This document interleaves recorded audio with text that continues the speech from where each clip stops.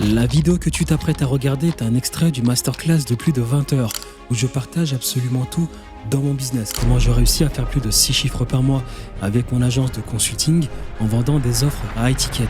Comment monétiser une audience, comment monétiser une attention. Dans cette vidéo, je vais t'expliquer ma psychologie pour closer un lead qualifié en client.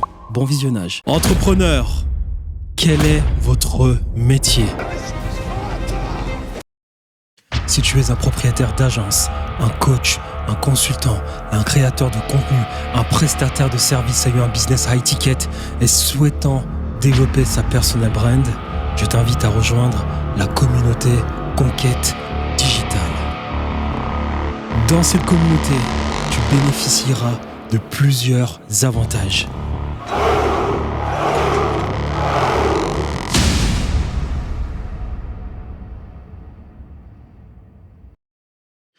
Dernière partie du système d'acquisition, on a généré de l'attention, on a bien capturé cette attention, capturé le numéro de téléphone, l'adresse email, le numéro de téléphone de nos personnes, de nos eyeballs pour les transformer en lead. On a bien fait le travail pour transformer un eyeballs en lead froid, un lead froid en lead tiède, un lead tiède en lead chaud, un lead chaud en lead qualifié avec le parcours du client high ticket. Maintenant, il est temps de transformer notre cher lead qualifié. Ça, c'est le parcours du client à étiquette, on n'oublie pas. Donc, le eyeballs ici, on a réussi à le faire entrer dans notre système. C'est devenu un lead tiède. Hop, il a répondu à toutes nos cases. Il a coché toutes nos cases. Ensuite, c'est devenu un lead tiède. C'est devenu un lead chaud qualifié. Donc, il a du budget. Il est décisionnaire. Et là, il s'entretient en appel avec nous. Et du coup, il faut le closer. Cette partie sera très simple, c'est la dernière partie du système d'acquisition, le closing. Je vais plutôt vous partager une vidéo de 30 minutes dans le fichier que vous pouvez récupérer en description de cette vidéo, d'accord ? C'est une personne qui intervient, c'est un des closers avec qui je travaille. Il s'appelle Jad, il est très jeune, il a fait plus de 2,5 millions de dollars en closing. C'est un Canadien qui a de très bonnes techniques de closing, donc je vous laisserai regarder sa vidéo. Moi, malheureusement, je ne close pas vraiment de la même manière que lui, car quand j'étais étudiant à Lyon, je faisais un peu des centres d'appel et je travaillais pour la Sofres, c'est-à-dire qu'on faisait des sortes de sondages auprès de grands directeurs de sociétés françaises. Et du coup, on se faisait former par certaines personnes. Donc du coup, moi, j'ai appris à faire de la vente un peu agressive.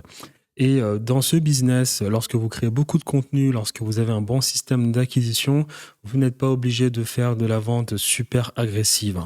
La vente de nos jours est très émotionnelle. La vente de nos jours, elle fonctionne parfaitement lorsque vous avez un bon funnel, lorsque vous avez bien éduqué vos clients, lorsque vous avez une personal brand. Et du coup, en réalité, la vente, c'est juste quelques formalités. L'appel de closing, ce n'est quelques formalités, parce qu'en réalité, si vous avez bien fait le travail, la personne sait déjà qu'elle veut acheter avec vous. Cependant, il y a quand même 6 étapes à respecter lors de l'appel de closing. Donc là, j'écris remise en contexte, mettre le prospect à l'aise et désacraliser la situation. Donc voilà, dans les premiers instants de l'appel, vous remettez la situation en contexte, tout simplement. Je ne sais pas ce que je pourrais ajouter à ce niveau-là. C'est remise en contexte. Donc, on sait pourquoi on est là. Tout est en place. On désacralise la chose, c'est-à-dire qu'on le met à l'aise. On rigole avec lui. Il faut qu'il y ait de bons sentiments, un sentiment positif. Voilà. Deuxième point, mettre en exergue le problème, identifier les croyances fondamentales du prospect, liberté, notoriété, richesse. À ce niveau-là, il faut faire parler la personne pour savoir quelles sont ses croyances fondamentales. Vous pouvez closer, il y a deux manières de closer. C'est soit vous closez avec pour argument le côté émotionnel, c'est-à-dire que si vous avez un client qui vous dit moi je veux justement avoir plus de temps pour m'occuper de ma famille, là on est sur le côté émotionnel. Donc ça veut dire que durant tout l'appel, il faudra juste sur le côté émotionnel de la chose. Si vous avez directement des clients qui sont plutôt en mode montre-moi la technique, tac, tac, tac. j'ai pas que ça à faire, qui vous parle directement business et qui vous parle de chiffres, alors là, le côté émotionnel, ça sert absolument à rien. Vous partez aussi sur le côté technique de la chose et vous allez, du coup, tout l'appel de closing va se faire de cette manière. Donc c'est là mettre en exergue le problème. Et on pose les questions ici. Alors, dans l'appel de closing, vous n'êtes pas censé parler plus que le client. Vous laissez le client parler, il sait déjà ce que vous faites, il a regardé votre vidéo, il a regardé votre contenu, il vous apprécie, il a réussi à s'identifier à vous parce que vous avez une forte personal brand, vous avez fait en sorte que ces personnes s'identifient à vous, vous avez développé un capital sympathie auprès de cette personne-là.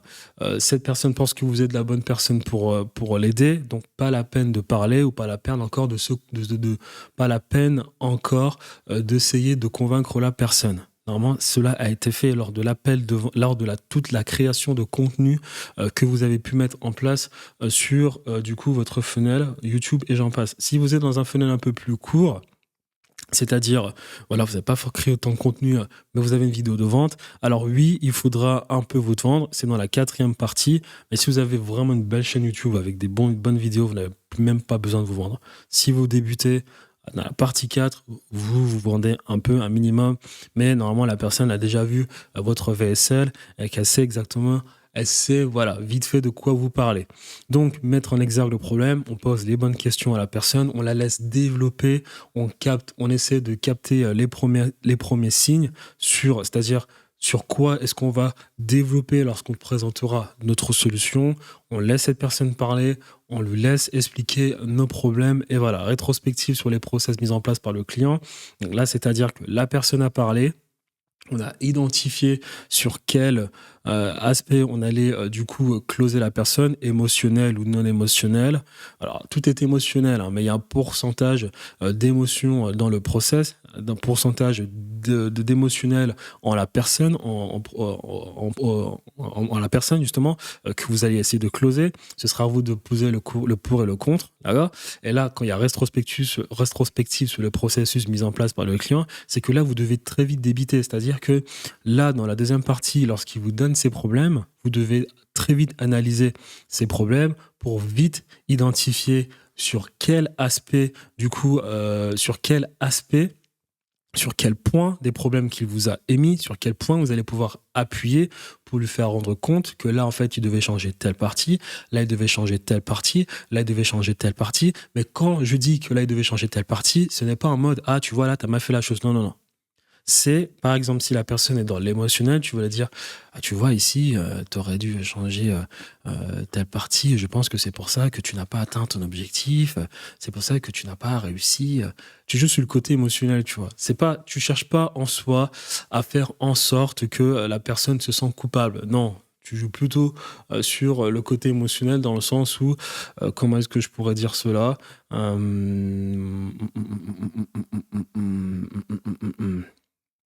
Comment est-ce que je pourrais dire cela? Tu joues plutôt sur le côté émotionnel en disant euh, euh, tu fais des sortes de suppositions, tu vois. C'est-à-dire que la personne va te parler, tu vas dire ouais, tu penses que bah là, si tu avais pu faire cela, est-ce que tu penses que tu aurais pu arriver à. C'est-à-dire que tu vas jouer sur la vente du résultat. Donc, lorsque la personne va te citer les problèmes, et là, ce que tu fais la rétrospective vis-à-vis de ces erreurs, là, tu vas peut-être jouer en mode, ouais, est-ce que tu penses que justement, tu avais bien fait les choses, tu aurais pu arriver à cet objectif-là? Est-ce que tu penses que si tu aurais fait les choses, bah finalement, ton objectif aurait été de cette manière-là? En fait, tu essayes de lui parler de cette manière pour que dans sa tête, il renforce du coup ce sentiment, cette visualisation de lui qui arrive derrière à ses objectifs et du coup que dans sa tête encore, il se dise que ouais, effectivement, si j'aurais pu faire les choses, j'aurais pu arriver à ce résultat, j'aurais pu arriver à ma destination. C'est ce que je veux dire par là quand je parle rétrospective sur le processus de vente. C'est voilà, on identifie rapidement les problèmes, on sait exactement sur quoi on va appuyer sur du coup les problèmes qu'il nous a émis, mais quand du coup on lui parle de cela, on lui dit que là tu as fait mal les choses, ce n'est pas ouais t'as pas fait les choses de cette manière-là, c'est ouais tu vois t'imagines si tu avais réussi à faire cette chose de cette manière, tu aurais pu faire ceci, tu aurais pu arriver à ton objectif et j'en passe. Et la personne va te dire ouais putain t'as raison, oui je sais, oui nanani, cherche l'émotionnel. Le point 4, mise en valeur de la méthode. Donc, à ce niveau-là, tu as réussi à déjà susciter l'émotion dans la partie 3. La partie 4, tout simplement, tu lui présentes ta solution. Tu appuies toujours sur les croyances fondamentales de la personne, si elle est dans l'émotionnel pour je ne sais quelle raison, ou bien si elle est directement dans... je sais pas moi, c'est-à-dire, tu sais, t'as des clients qui ne parlent que de chiffres, qui ne parlent que de process, qui ne parlent que de business. Si cette personne est dans ce mood-là, à toi, du coup, bah, justement, d'appuyer à ce niveau-là, mais toujours en pensant à sa situation désirée. Lorsque tu présentes ta solution, tu renforces le fait que ta solution peut vraiment l'apporter, peut vraiment l'aider à arriver à sa situation désirée. Donc, j'ai écrit décrire la situation désirée, parler des objectifs et faire arriver le client en lui vendant le résultat, appuyer sur les croyances fondamentales du client pour défendre vos arguments. On sait ce que c'est les croyances fondamentales, on en a parlé durant des heures et des heures et des heures et des heures dans la vidéo. Lorsqu'on présente notre méthode, on ne présente pas notre méthode pour la présenter. On présente notre méthode toujours de telle sorte que la personne puisse se visualiser dans sa tête avec notre méthode mise en place dans son business, qu'elle puisse visualiser dans sa tête du coup cette situation où du coup elle est vraiment, elle se voit vraiment, elle se voit vraiment là où elle souhaite être quoi. Donc on présente notre solution toujours avec ce petit côté émotionnel. Expliquer la méthode, donc communiquer sur les valeurs de votre produit en accompagnant toujours vos explications de croyances fondamentales euh, du, euh, fondamental du prospect. Voilà, donc expliquer la méthode. Donc tu développes davantage à ce niveau-là. Je sais même pas si j'aurais dû mettre ce point-là. Je pense que ce point-là, en fait, j'aurais dû l'enlever, laisser en fait juste le point 4 et répondre aux objections et continuer de renforcer vos affirmations. Tu as les objections de la personne. La personne elle s'exprime, elle va te dire oui, oui, mais voilà, oui, mais, oui, mais, oui, mais, oui, mais. Et du coup, toi, tu réponds juste à ces objections en continuant d'appuyer sur la mise en valeur de ta méthode. Je répète encore une fois de plus, si vous êtes sur des questions de prix, c'est que tu pourrais peut-être continuer de faire davantage le travail dans ta création de contenu, de telle sorte que les personnes aient de moins en moins l'objection du prix en closing. Moi, là, ce que je suis en train de te faire, c'est un simple résumé, mais Jad va en profondeur durant 20 minutes sur tout ce que j'ai dit. Voilà, il a closé pour plus de 2,5 millions et il a même closé des trucs à plus de 35 000 euros. Donc, il est pas mal. Donc, je vous encourage à regarder cette vidéo. Mais voilà, par exemple, après, il y a des trucs, on peut aller plus loin, hein. Lorsque tu présentes le prix à la personne, tu fermes ta gueule, t'avances pas. Lorsque la personne te dit OK, je paye, tu ne t'avances plus, c'est fini, tu te tais, tu envoies le lien. Encore une fois, faut pas parler plus que la personne, d'accord? Cet appel de closing n'est pas censé être un appel où tu es censé encore te présenter du début, d'accord? Tout ton processus d'éducation était censé le faire. On l'a dit, SMS, email, CRM, WhatsApp, vidéo de vente, case study, webinaire, training à forte valeur ajoutée, e-book, et j'en passe, setting. Normalement, c'était là qu'il fallait faire tout le travail pour que l'appel soit le plus chill possible. Moi, j'ai fait un petit résumé très rapide, mais Jad va vraiment en profondeur, hein, en profondeur sur du coup ce que je viens de citer. Vous avez ici, on va vous partager ici le script de closing que nous on utilise. Il est là, le script de closing. Je vous le partage avec. Jad explique bien le script dans la vidéo de du coup 21 minutes. Voilà, et on rappelle encore une fois que à la fin de la phase d'éducation du prospect, votre prospect doit se retrouver dans ce mindset. Je l'ai dit il y a même pas 15 minutes et je le redis.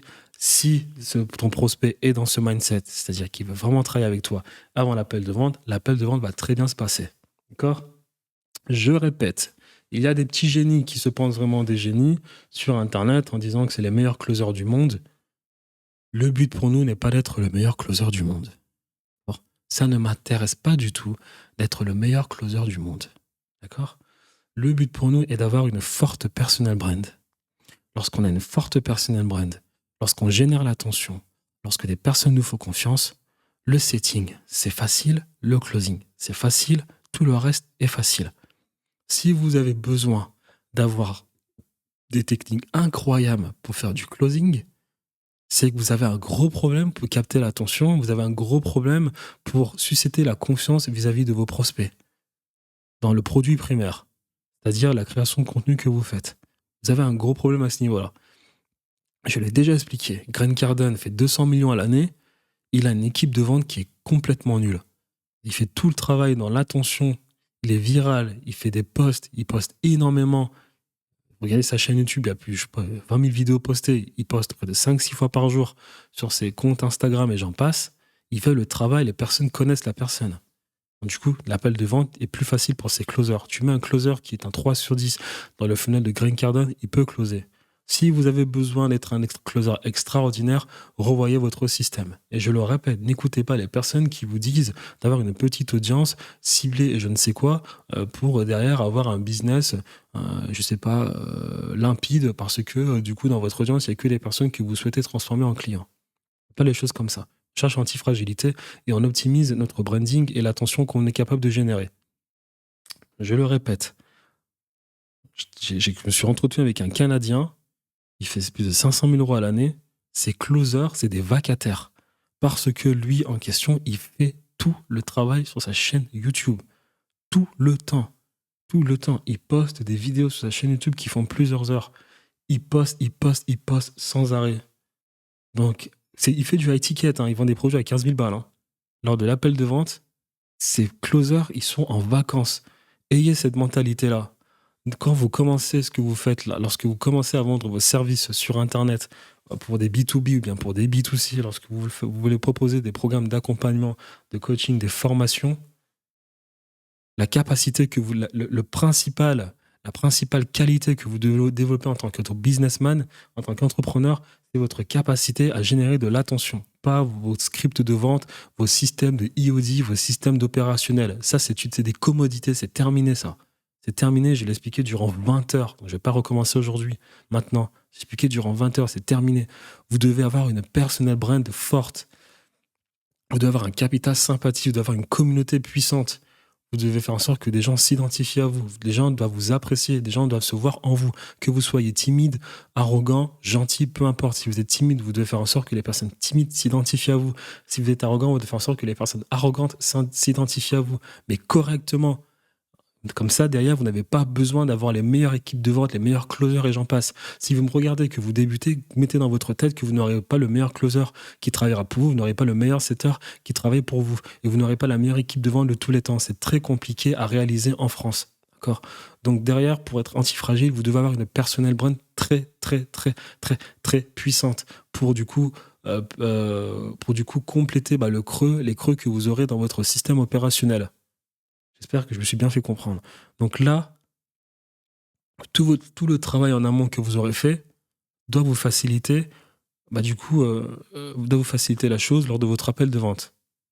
Votre prospect doit être dans cet état d'esprit. Et je le rappelle, soyez tellement bon dans l'explication de votre solution, soyez tellement bon dans les triggers émotionnels, l'importance de la liberté géographique, financière, temporelle. Faites un travail colossal avant l'appel de vente de telle sorte que vos closers n'ont plus grand chose à faire et que vous recevez carrément les DM de personnes vous demandant directement le lien Stripe. Moi, c'est une capture d'écran que j'ai reçue sur mon Instagram. Je reçois des personnes avec ma petite chaîne YouTube. Je reçois des messages de personnes, des DM qui me disent « Putain Thierry, j'ai vu ta vidéo, c'est exceptionnel ». C'est dans cet état d'esprit que vous devez vous retrouver. Vous n'imaginez pas à quel point, lors de l'appel de vente, c'est tellement plus facile. J'ai eu des personnes à l'appel de vente, c'était tellement plus facile parce qu'elles ont vu mon contenu, parce qu'on va parler toute la journée. Imaginez un instant la puissance que vous pouvez avoir. Donc, créez du contenu sur YouTube, pas sur Twitter ou je sais pas quoi, Instagram. Prenez le temps d'avoir une belle chaîne YouTube, de bien créer du contenu sur YouTube, de montrer votre expertise sur YouTube, de créer un narratif sur YouTube, de créer un storytelling sur YouTube, de montrer vos valeurs sur YouTube, et j'en passe, de créer tout un narratif, tout un sentiment d'appartenance. Hein. On n'oublie pas ce que Steve Jobs a dit, et je vous garantis que tout va couler correctement. Voilà. Closing, c'est pas quelque chose hein, d'exceptionnel. On est des entrepreneurs. On est des autorités. On n'est pas des Jordan Belfort. Encore, Jordan Belfort, c'est un entrepreneur complet. On n'est pas des closers. On n'est pas des salesmen. On est des entrepreneurs autorités. Comme ça qu'on voit la chose. C'est le seul moyen de s'en sortir dans le monde de demain. Je l'ai déjà dit, notre seul monopole, c'est d'avoir une personal brand. Rien d'autre.